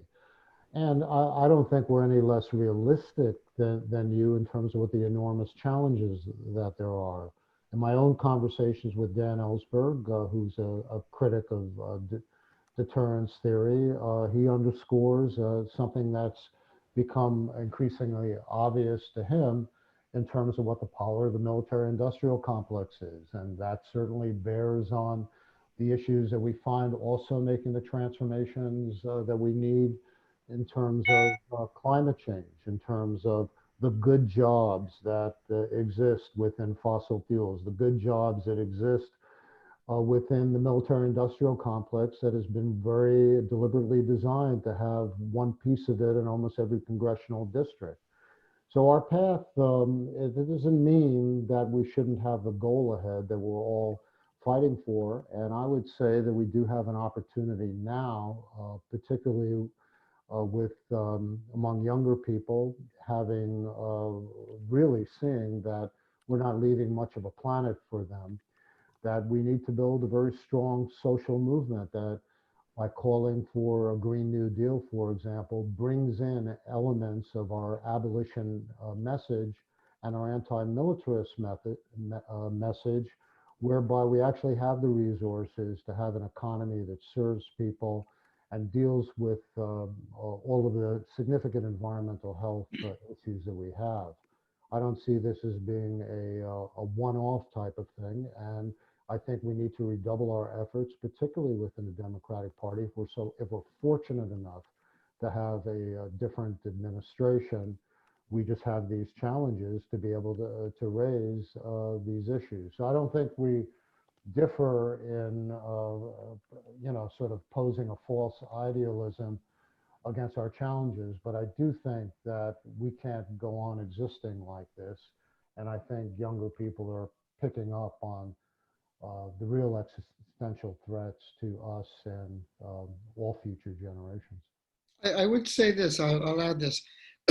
I've had conversations recently with a few members of Congress, at least one of whose name might surprise you, who are recognizing the need to exercise more congressional oversight of nuclear weapons, nuclear issues, who also realize that given our fiscal challenges, to put a polite term on it, that we really need to look. We really need to spend this kind of money on nuclear weapons over the next several years. I think, again, depending in part on who is elected in a few months, there will be opportunities for the kinds of debates on what do you really need, how much is enough, as the old saying has it, for nuclear deterrence.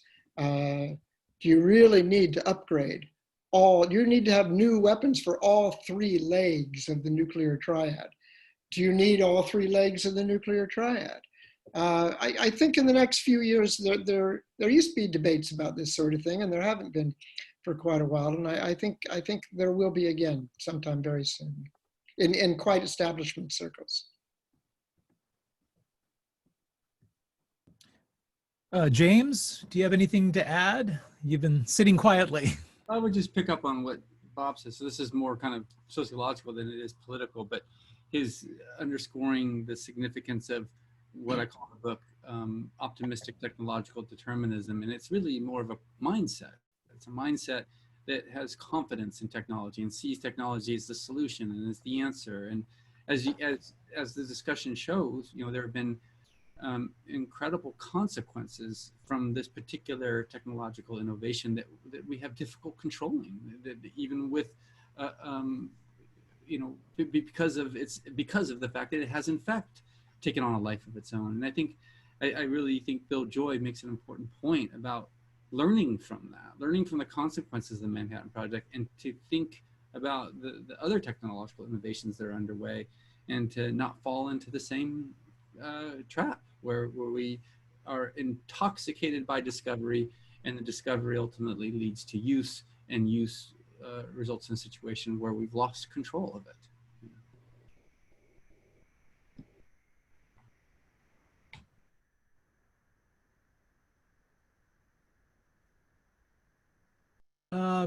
We have some audience questions that I can put forth. Getting a lot of interest here. First question, how do we counter the power and agenda of the armament industry that drives production and fear-mongering to justify the money spent on war industry? Anyone on that one?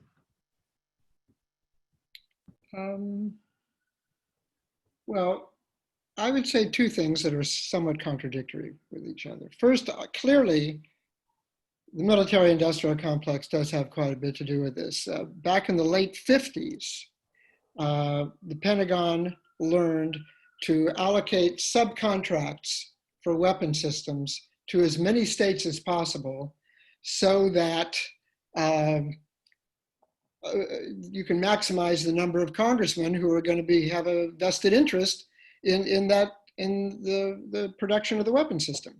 You know, several years ago when Robert Gates, as Obama's Secretary of Defense, he killed the F-22 aircraft, but he boosted production of the F-35, which was a smaller version of the same plane and which had subcontracts in almost exactly the same states. So, you know, this is something that they've cleverly learned how to do, and it's a problem. At the same time, there was a lot of clamor, justifiable in the last year or so, about the development of a low yield warhead for the Trident II missile, on the notion that it might blur the distinction between conventional and nuclear weapons. This is basically a modification of a missile. It cost about $50 million per missile to do. In other words, not very much money, a rounding error in the Pentagon budget. So not everything is due to the military-industrial complex. If the military-industrial complex didn't exist, and I'm not quite sure what that even means, there would still be people making the case for these kinds of weapons. It's not founded entirely on that.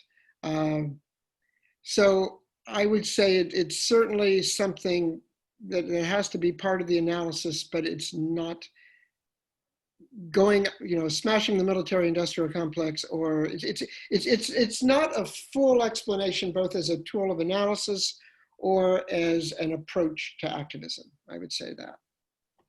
Partial, but not entire. Anybody else? Yeah, I just think we need the broadest and most powerful social movement that we can have by people who are just fed up with things as they are, through the power of the military-industrial complex and all that's corrupt in our system. I mean, that's on the one hand simple, but on the one hand, while we at PSR are certainly going to move forward with useful programs to diminish the dangers, at this time in our history, we just can't go on as we are. And I just hope that younger people who are very active, ranging from the Sunrise Movement to those who are supporting the most progressive platforms currently being entertained, such as the Green New Deal, will be a way out. I just don't think those old ways of thinking are going to serve us for very long.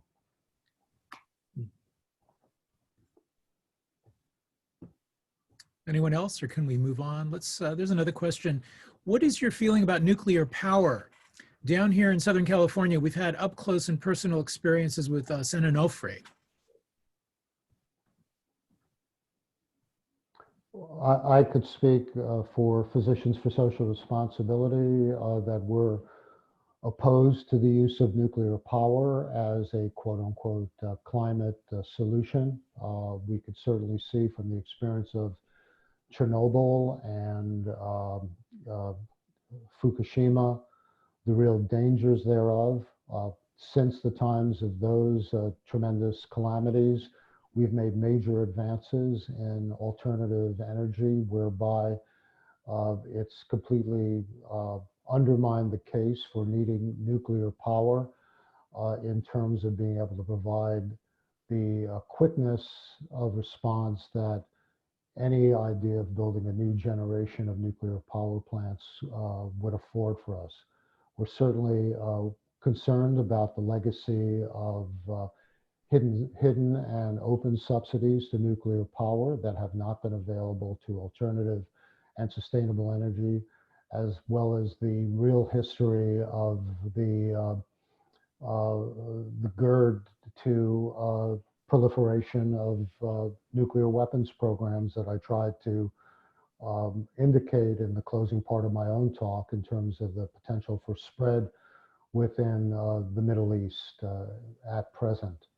So that's our position at PSR. I would say, and perhaps James wants some further comments on this as well, that it's really hard to separate the integration of the power and weapons side of this particular another planetary blight. Like, can I add?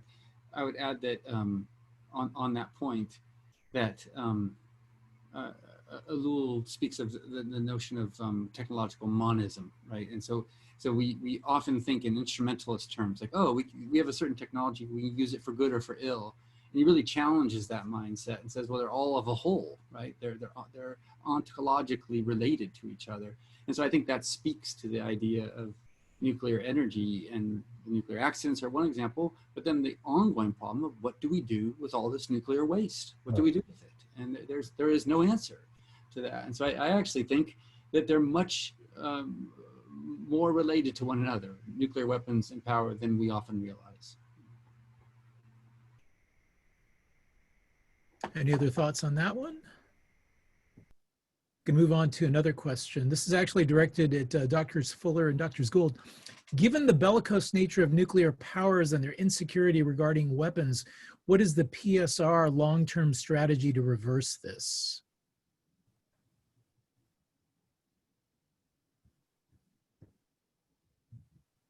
Tova, you want to take that first? I've been yabbering a lot. Oh, she's muted. Oh, let me see if I can.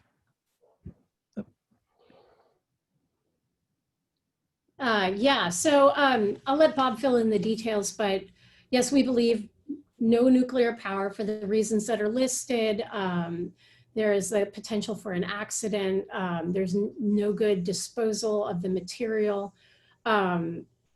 Renewables, basically renewables, solar, wind, however you want to deal getting there with a carbon tax or what, but I'm going to let Bob fill in the details.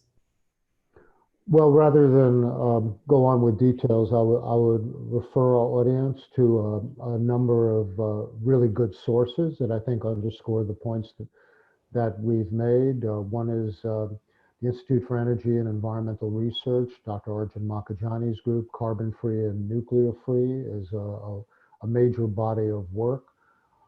In 2019, the most recent work from the Rocky Mountain Institute, Amory and Hunter Lovins have put out a number of good work that have, and at that time, an article in Forbes towards the end of 2019 that underscored all the later developments in terms of alternative and sustainable energy as being far cheaper and far quicker to bring online because of our challenges without having the major problems that have been associated and will be associated with nuclear power, particularly with the insecurity around waste and the inability to safeguard any of this waste for the generations that need to happen. I know from just last night, in terms of James's work around New Mexico and Los Alamos, there is a major convergence in terms of the waste isolation pilot plant in Southeast New Mexico, charged with dealing with the volumes of military waste, also a major issue for the people who were exposed to the Trinity impacts as well. So there's also a host of global sources, particularly German and Swiss sources that I just don't have on the tip of my tongue that have also made the case for why alternative and sustainable energy sources are what we need to be banking on now. And if we stop paying all the subsidies we have for the military and nuclear power, or take away those subsidies that are represented, say, by the Price-Anderson Act in terms of being able to bail out nuclear power facilities if there's a major accident anywhere along the lines, along like Chernobyl or Fukushima, we could pay for these things. Cool. I have another question. This is directed towards all of you. If Biden wins the election, do you have confidence that he will bring on board the right people to focus on reducing and ultimately eliminating nuclear weapons? If so, who would be your choices to handle this role?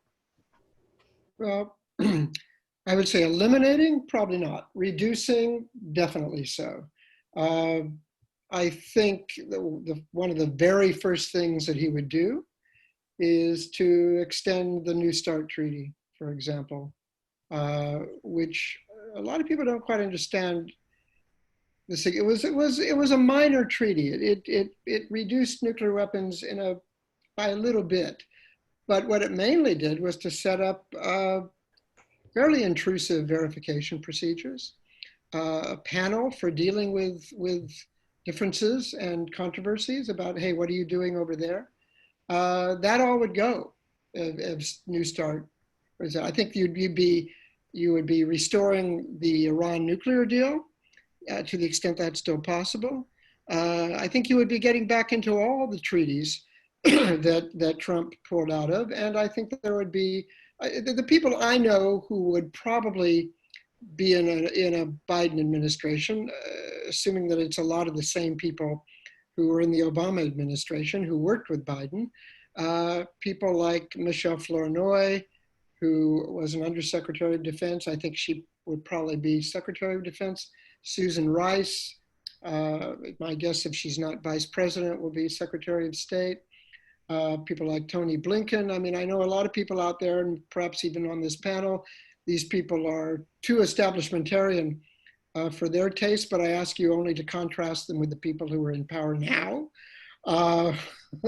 So I think we would be getting back on, yes, a conventional, but still salutary and welcome compared with what we have now, path back to sort of where Obama was leading us, without some of the traps that Obama fell into. I mean, Obama, to get the verification, to get the ratification of New START, had to agree to spend a lot more money on nuclear weapons. Not as much as they then took him for a ride on, but still some things, and he regretted that. He was going to get rid of one whole base of ICBMs, or he was thinking about it. It would be 1/3 of them, and it was in Montana, and the Democratic senator from Montana was up for a hard re-election that year, and a missile base was taken away, which was also a bomber base and a source of great income to the state. He would have been beaten, so Obama decided not to do it. Also, toward the end of his administration, he was thinking of doing a lot of things, but decided not to handcuff his successor, whom he thought would be Hillary Clinton. Maybe if he thought it was going to be Donald Trump, he might have accelerated certain things that he wanted to do. So I think some of the people getting back into it will take some of the lessons of what Obama wanted to do but didn't quite. And again, I understand this won't go as far as many people here would like it to go, but I think it would be a welcome path to where we had been and beyond, further reductions if possible. I mean, current tensions with Russia and China and Russia's own nuclear modernization plan, which really is, I mean, they're not increasing the number of nuclear weapons, but they are modernizing everything. And it's not all in reaction to things we're doing, I have to say. So it's a tough world out there to do this kind of thing in, but I think he will have people who are very well versed in arms control theories and who are very experienced in negotiating arms control and disarmament agreements. Anybody else on that one? Yeah, I don't have a primary opposition based on establishmentarian credentials of anybody. as such, I do have a lot of concern and skepticism on some of the people that Fred mentioned from reading Michelle Flournoy's interview in Der Spiegel from March.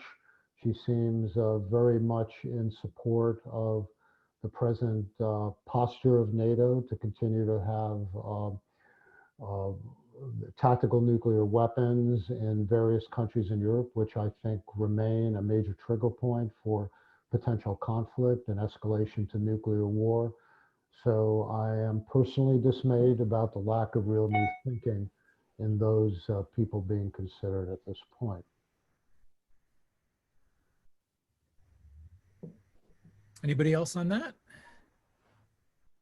So one final question we have time for. How do people like yourselves choose which of the important issues you will work on?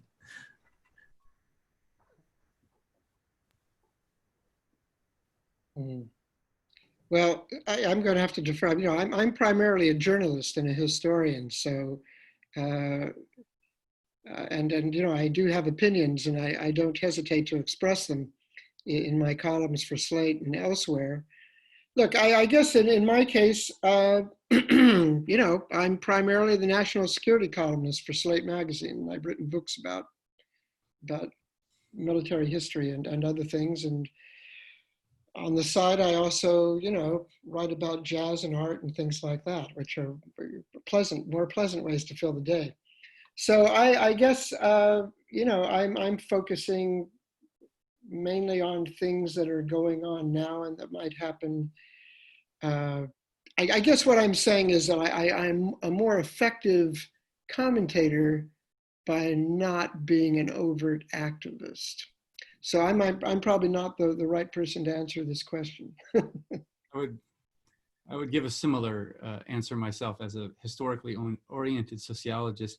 I do think that it's important that history informs our current policies and understandings. And so in terms of choosing what to do next, I'm actually inclined to do another book in this general area called Remembering Nagasaki, and which is appropriate for today, but looking at the history of that place and how it handled rebuilding its city after the bombing of Nagasaki 75 years ago.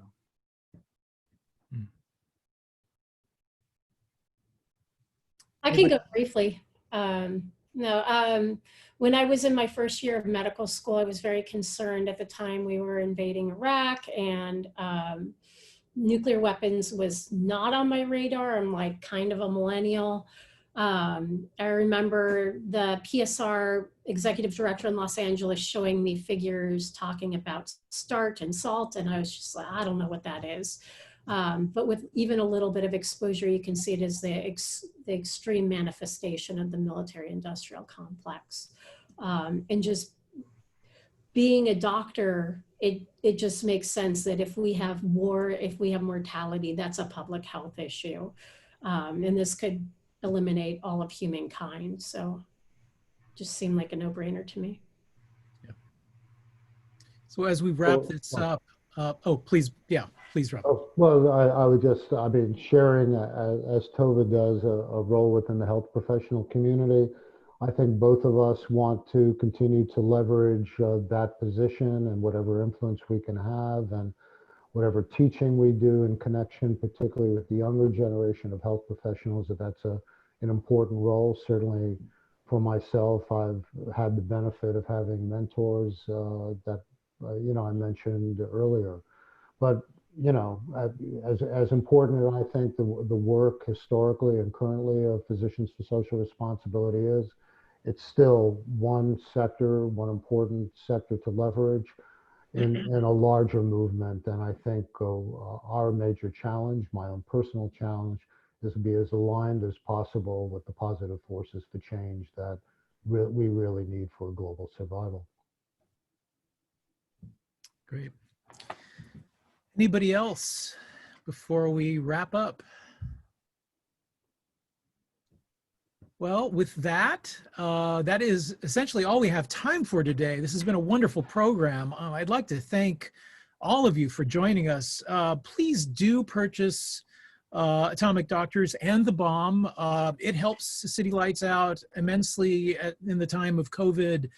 Indies are struggling right now, so please, please do purchase a book. It really does help us out and helps us continue with programs like this one. I'd like to thank you all for joining us. You know, Doctors Tova Fuller and Robert Gould, Fred Kaplan, James Nolan. Also wanting to thank my wife, Julie Lindo, for all her efforts in helping make today a reality. And to you, the audience,